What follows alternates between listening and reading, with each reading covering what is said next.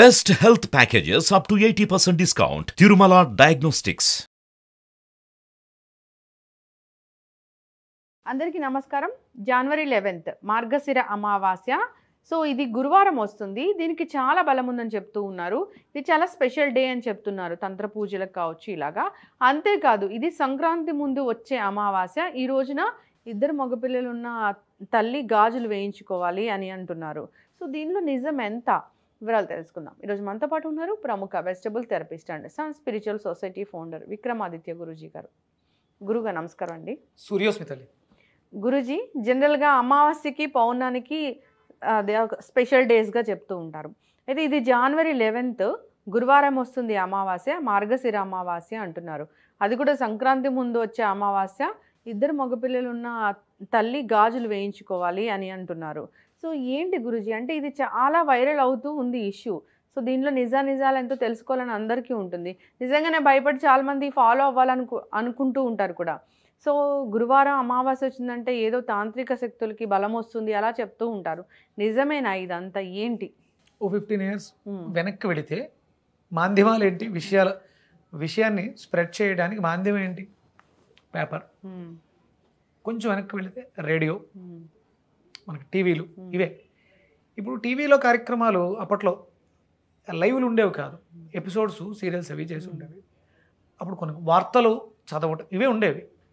అంటే మాధ్యమాలు పెరిగే కొలది బుద్ధి మందగించిపోతుందేమో. అంటే ఇప్పుడు నాకేదో తెలిసింది, నాకేదో అనిపించింది, నేనేదో మాట్లాడేస్తున్నాను.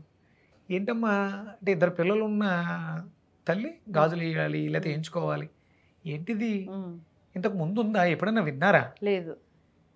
ఏదో అదే అంటే ఇవి చాలా రకాలు. అంటే ఈ యుగమే కలియుగం. మనుషుల్ని భ్రమల్లోనూ మాయలోనూ పెట్టి, అంటే ఇక్కడ రాహు ప్రభావం అధికంగా ఉంటుంది. కలి పురుషుడిగా రాహువే ఉన్నాడు. ఈ రాహు అంతా కూడా ఇది ఇలాంటి వాటికే అవుతూ ఉంటాడు. ఎవరికైతే రాహు బలహీనంగా ఉంటాడో, లేకపోతే ఎవరికైతే రాహు చెడు స్థానాల్లో ఉంటాడో వాళ్ళు ఎలా ప్రవర్తిస్తారేమో.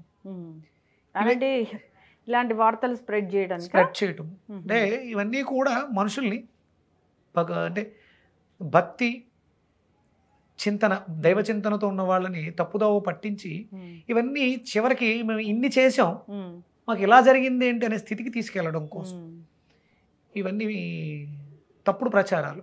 ఎక్కడా కూడా శాస్త్రాల్లో, పురాణాల్లో, వేదంలో ఇవన్నీ ప్రస్తావన ఉంటుంది. మీకు పంచాంగాల్లో రాస్తారు. పంచాంగకర్త ఈ రోజుని, ఈ తిథిని, అమావాస్య తిథిని పంచాంగకర్త లెక్కించి పంచాంగం తయారు చేస్తారు. అప్పుడు ఆయనకి తెలీదా మార్గశిర మాసంలో ఇలా జరుగుతుంది, ఇద్దరు పిల్లలు ఉన్న తల్లి ఇలా గాజులు వేసుకోవాలని, ఏం జరిగిందని? అంటే వాళ్ళకి తెలియని కొత్త విషయాలు మీకు ఏం తెలిసినాయి? అవును. ఇదంతా దుష్ప్రచారం మాత్రమే. దాని గురించి భయపడి చేయాల్సింది ఏమీ లేదు. పూర్వం కూడా యుగాలలో కూడా ఇద్దరు పిల్లలు ఉన్నటువంటి తల్లిదండ్రులు ఉన్నారు.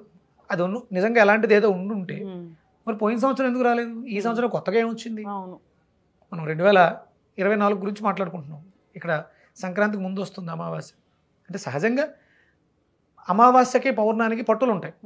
అది ప్రకృతిలో ఉన్నటువంటి ఒక శక్తి మార్పు. అంటే మనం 15 రోజులు పౌర్ణమి తిథిగా అమావాస్యగా తీసుకుంటున్నప్పుడు ఆ మార్పు ఏదైతే ఉందో అది చంద్రుడి యొక్క శక్తుల మీద ఆధారపడి పౌర్ణమి అమావాస్యని, మనకి పౌర్ణమి సమయంలో సముద్రం పోటెట్టడం, గ్రావిటీ, ఇదంతా శక్తి మీద ఆధారపడి ఉంటుంది. దానికి తగ్గట్టుగా అమావాస్య అంటేనే పితృదేవతలకి మనం చేసుకునేటువంటి క్రతువుల మీద ఆధారపడి ఉంటుంది. మార్గశిర మనం ధనుర్మాసం పూర్తయి మకర సంక్రమణం జరుగుతుంది, సంక్రాంతిలోకి ప్రవేశిస్తున్నాం. సంక్రాంతి అంటేనే పెద్దలకి, పెద్దవాళ్ళకి, మనం అందరికీ కూడా గౌరవించి బట్టలు పెట్టుకోవటం, ఆచార సాంప్రదాయాల్లో భాగం చేయటం, ప్రకృతిలో అంతా కూడా ప్రకృతి నుంచి వచ్చినటువంటి సంపదను తీసుకుని సంపన్నులు లేని వాళ్ళకి దానం చేయడం. ఇక్కడ అమావాస్య రోజు మనం అంటే మనకి ఈ జన్మల్నిచ్చి ఈ రూపాన్ని ఇచ్చినటువంటి పెద్దలని స్మరిస్తూ వాళ్ళకి దానాలు ఇవ్వటం. అంటే ప్రతి అమావాస్యకి ఇవ్వాలి.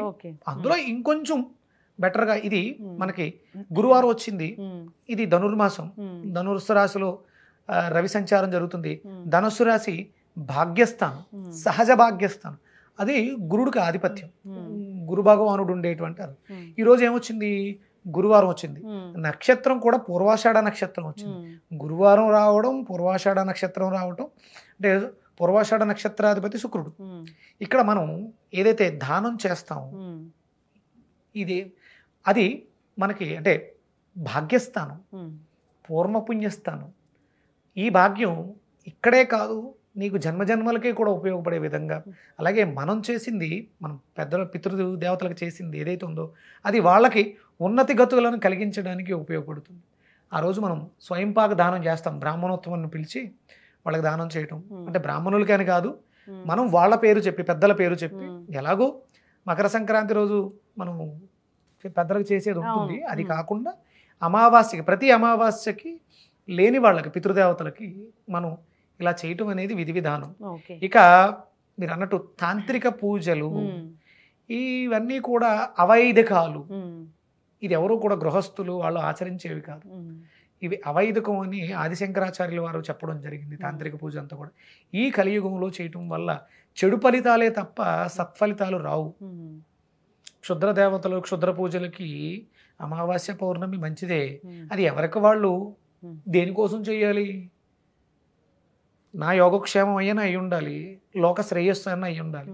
ఇది ఏది కాదు, ఇది నిశిరాత్రిలో చీకట్లో చేసేది. చీకట్లో చేస్తున్నాం అంటే అది దొంగతనం అన్న అయి ఉంటుంది, తప్పుడు పని అన్న అయి ఉంటుంది. అది అందరూ ఆమోదించేది, మెచ్చేది కాదు. ఇలాంటివి మనం చెయ్యకూడదు, వినకూడదు, ఆచరించకూడదు.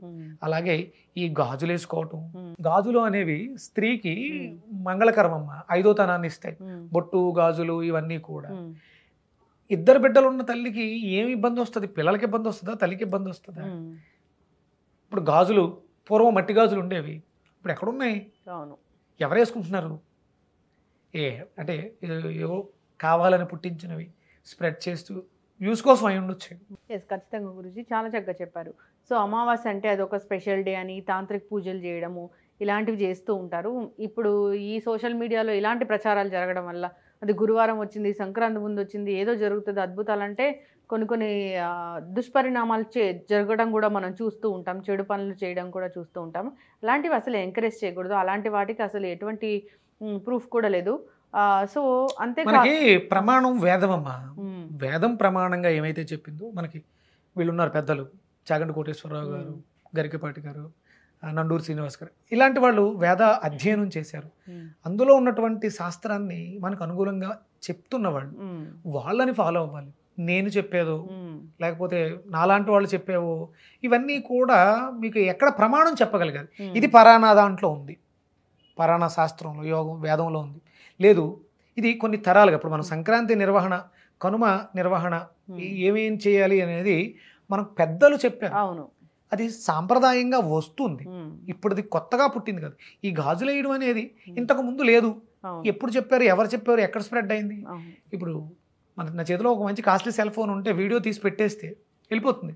అదే పాపం నిజమో అబద్ధమో తెలియని స్థితిలో వాళ్ళు ఇబ్బంది పడుతుంటే దీన్ని ఆసరాగా తీసుకుని కొంతమంది అంటే ఈ భక్తి ఇవి లేని వాళ్ళు, వీళ్ళు నాస్తికులు అంటాం కదా, ఇలాంటి వాళ్ళు ఇలాంటి విషయాలనే పట్టుకుని జనాల్ని. నిజంగా గురూజీ ఎన్ని సంఘటనలు మనం చూసాము ఇలాంటివి. సో తిరుపతిలో, మదనపల్లిలో కావచ్చు, ఇలాంటివి ఎన్నో సంఘటనలు చూసాం. ఏదో జరుగుతుంది, ఏదో అద్భుతాలు జరుగుతాయి, అది పూర్తిగా మానసిక స్థితికి సంబంధించిందే తప్పితే ఇంకా ఏమి ఉండదు. అమావాస్యలు, పౌర్ణమిలు ఏమి మనకి అద్భుతాలు ఏమి చేయవు. సో అంతేకాదు, ఇలాంటి చెడ పనులు చేయడం వల్ల మనకి వచ్చి జరిగే మంచి ఏమీ ఉండదు. సో కాబట్టి మనుషుల్లాగా బ్రతకాలని కోరుకుందాము. శాస్త్రీయత ప్రతిదానికి ఒక ప్రమాణం, ఒక పంచాంగంలోనూ ఎక్కడో అంటే పెద్దలు, గౌరవనీయులు, ఆ జ్ఞానం ఉన్నవాడు చెప్పిన మాటలను వినాలి కానీ మిడిమిడి జ్ఞానంతో మాట్లాడే మాకులాంటి వాళ్ళ మాటలు విని దాన్ని స్ప్రెడ్ చేయడం తప్పు. భయపడవద్దు. ఖచ్చితంగా గురూజీ, చాలా చక్కటి ఇన్ఫర్మేషన్ అండి. ధన్యవాదాలు. సూర్యస్మితలు.